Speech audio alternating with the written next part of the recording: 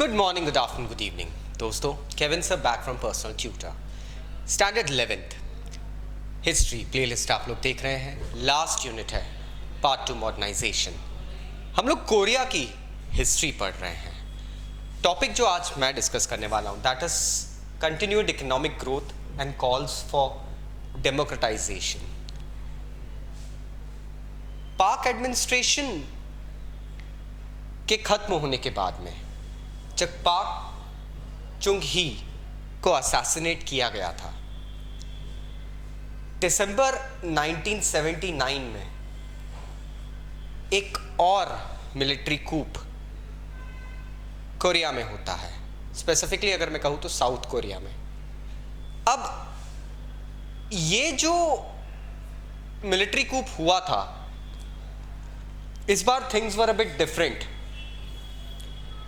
इस बार उसको लीड कर रहा था चुन दो हुआन।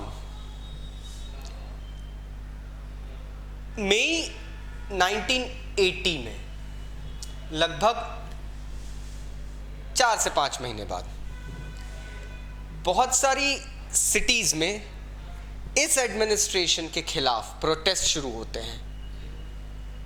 स्टूडेंट्स, सिटीजन्स, सब लोग एक डेमोक्रेटिक साउथ कोरिया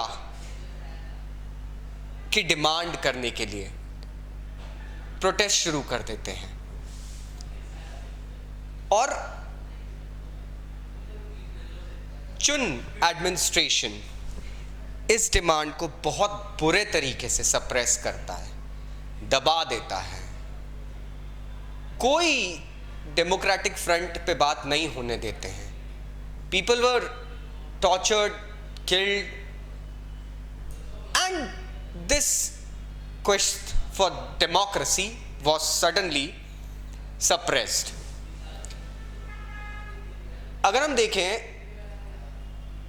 तो कोरिया की कुछ इंपॉर्टेंट सिटीज में हर जगह प्रोटेस्ट उठने लगे।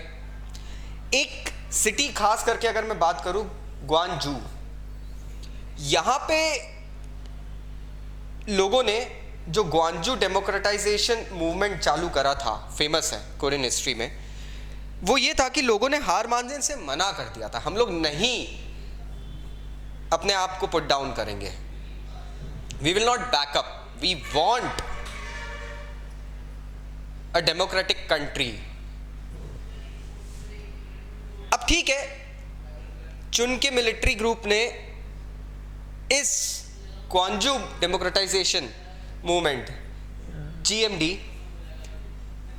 इस जीडीएम को फिर से दबा दिया और प्रीवियस रिजाइम में एक कॉन्स्टिट्यूशन अमेंडमेंट हुआ था, यूसीन कॉन्स्टिट्यूशन, उसका फायदा उठा के चुन साउथ कोरिया के प्रेसिडेंट बन जाते हैं।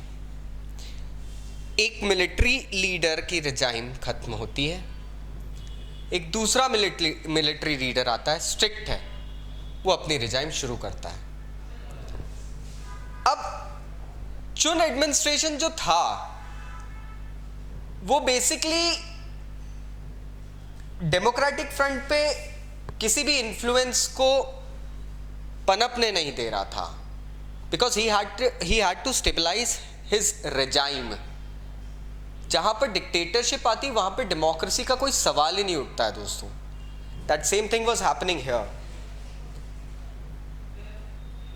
अब थोड़ा सा ये वो पीरियड भी था, लक शायद इस एडमिनिस्ट्रेशन के साथ था, इंटरनेशनल इकोनॉमिक बूम आया था इस पीरियड में। ये अर्ली 80s 1980s की बात है। चुन एडमिनिस्ट्रेशन को कोरिया की इकोनॉमिक ग्रोथ बढ़ाने का मौका मिल गया। अगर हम बात करें तो 1980 में इकोनॉमिक ग्रोथ वाज जस्ट 1.7%, जो 1983 में बढ़कर 13.2% हो गई। Now this was a big number. 13.2% होना, this is a very big number दोस्तों। इस कारण से सडनली कोरिया में एक इकोनॉमिक बूम आ गई और कोरिया फ्लरिश होने लगा फिर से। अब कोई से भी कंट्री जब फ्लरिश होती है दोस्तों, तो फ्लरिश होने के साथ साथ उस कंट्री में अर्बनाइजेशन भी बढ़ता है, इंडस्ट्रियलाइजेशन बढ़ रहा है, इकोनॉमिक ग्रोथ बढ़ रही है, तो अर्बनाइजेशन भी होगा। इकोनॉमिक्स का एक चैप्टर है, उसमें समझ में आ जाता है। अर्बनाइजेशन होता है तो लोग एजुकेटेड होने लगते हैं। अब कोरिया में, साउथ कोरिया में लोग एजुकेटेड होने लगे, and once they got educated they became aware about their rights, their demands, democracy, और फिर से एक बार डेमोक्रेटिक नेशन के लिए डिमांड बढ़ने लग गई। अब इस बार लोगों को पता चल गया था हमारे पॉलिटिकल राइट्स क्या हैं, and there was a huge uproar. इसके बाद कोरिया में पहली बार एक कॉन्स्टिट्यूशनल अमेंडमेंट होता है जिसमें डायरेक्ट इलेक्शंस प्रेसिडेंट की पोस्ट के लिए कराए जाने की डिमांड रखी गई थी। मई 1987 में चुन एडमिनिस्ट्रेशन की एक बात निकल के आ जाती है। एक्चुअली एक यूनिवर्सिटी स्टूडेंट की कस्टोडियल डेथ का इशू साउथ कोरिया में बहुत गर्माता है। चुन एडमिनिस्ट्रेशन चीज़ों को दबा देते था।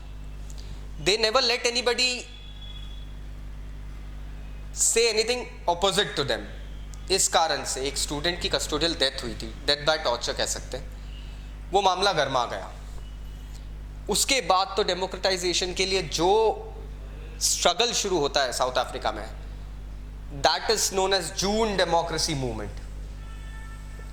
ये जून डेमोक्रेसी मूवमेंट जो था, इसमें स्टूडेंट्स ही नहीं, मिडिल क्लास के लोग भी इन्वॉल्व हो गए, और इस कारण से चुन एडमिनिस्ट्रेशन को एक कॉन्स्टिट्यूशन में फिर से एक रिवीजन करना पड़ा कि अब एक डायरेक्ट इलेक्शन होंगे।